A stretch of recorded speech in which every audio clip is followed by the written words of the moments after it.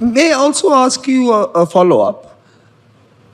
We've heard from political leaders in Europe, governments in Europe, about the need to reassess and perhaps reset your arrangements with the neighbor across the Atlantic. We've also heard of similar pronouncements on China, and it's a risk, but also a partner in certain aspects. How much do your people buy into these political statements we hear coming out of Brussels and coming out of the capitals in your country? Are they signed on to, are they willing to make the sacrifices? Are they willing to readjust and reset their economic and social architecture completely? Are your companies willing to do it? Because when I go back to your continent for certain conversations like these, I think many of your companies are doubling down, and they may be disagreeing with the statements that are coming out of your capitals with their actions in some sense. So, how does a EU perspective play out when it comes to the European cities and people? Well, as always in democracies, there's no unified answer to this. There's a plurality of opinions on this matter. And I mean, we just had elections in Germany where those parties that clearly support our current course of action also on regarding Ukraine and regarding this country that apparently may not be named here, we have clearly won the election in with about 75–80% of the vote share.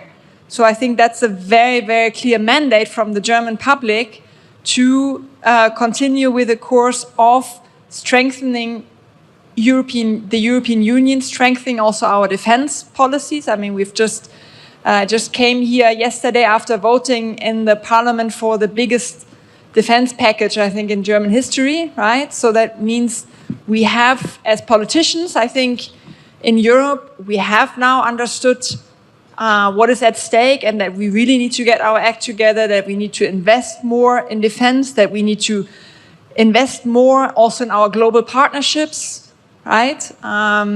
Like with India. But of course, in the general public, there are also those voices that say, maybe there's a more comfortable way, or the companies that say, oh, but I make so much profit out of this and that. And here I really think we really need to be, to understand that actually our common democratic values currently are under attack by an actor that is in war mode. And if we want to compete with that, we as societies also need to really get our act together, be more competitive in many ways, innovate, maybe not only regulation, but also products. And I think all that comes together, but I also think it's really feasible. We are in the European Union such a strong economy, we have so many advantages, we have social stability, and I think if we get our act together, and it's not too late for that, then we can be strong, build partnerships around the globe, and come out of this also with a strong multilateral order. Thank you, Minister. Let me turn to Mark. Mark, another set of issues that we discussed in the last 2 days were the climate development, specifically the SDGs, and the future of the challenges that many of us face in both adaptation terms, but also in terms of meeting our goals, our existing development goals. So my question to you is that in a world that is so disinterested in some sense with the importance of development goals today on lifting people out of poverty, meeting the health, nutrition, and other requirements, how do you align the work that you folks have been doing, Mark, and many of others like you have been investing into for so long in this particular moment? How do you align those ambitions with the current realities where everyone is in war mode?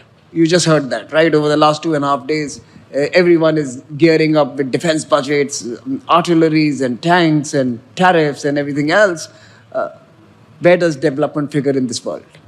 Well, thank you. And that is, I think, the most critical question that this planet is facing right now.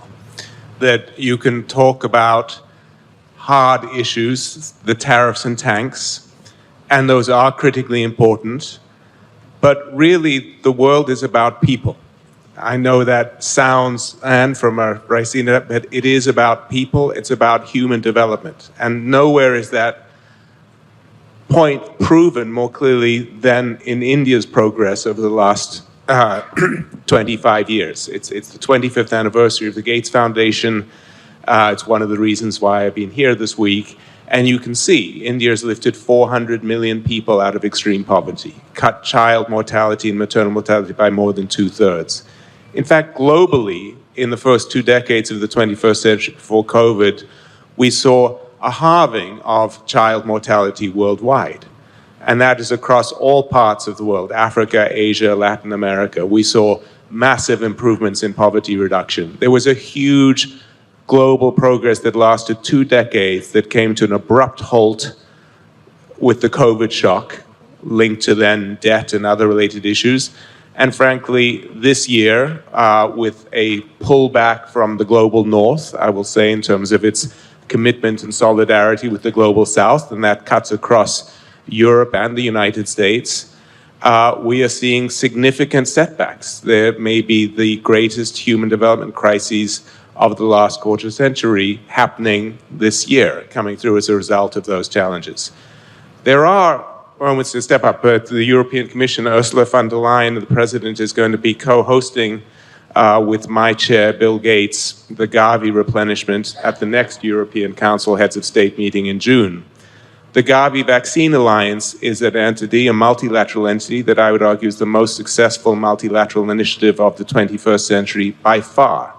It has saved millions of children's lives by providing vaccines to low-income countries, building on the prowess, I would say, of Indian companies. Over 60% of the world's vaccines are now supplied by Indian companies, low-cost, highly effective vaccines. That kind of progress, it's below the radar screen right now, and it's almost dismissed. It's very difficult to get it into the public dialogue amidst all of that tariff and tanks discussion. And I don't want to dismiss it, but I think there is both a real need, because those needs are very pressing right now, and the uncertainty in the global multilateral architecture only makes that more challenging. So if you take the example of the World Health Organization, it would be a test question for this audience. I know that's not WHO, isn't it? But the United States has pulled out of the World Health Organization and cut its funding. Do you know who the largest funder of WHO now is? It is the Gates Foundation. We are larger than any sovereign state. Thank you for the applause, but I think that's a very sad testimony on the state how the world values a critical issue of global public health when we've just been through a pandemic that caused $16 trillion of economic damage and killed 20 million people. This is a misallocation of global priorities. I was part of a panel for the Indonesian G20 that came up with a proposal and said the world for $10 billion a year could put in place an ecosystem that would prevent any future global pandemic. We could do the science, the surveillance, the vaccine manufacturing, the treatments. That, a pretty cheap insurance policy. At the time, hundreds of billions are being spent on defense. What has the world put into that? Over 5 years, the total has been $1.7 billion from everyone's contributions put into a World Bank Trust Fund. This is a fundamental misallocation of priorities. The next global pandemic could be far, far more dangerous than COVID.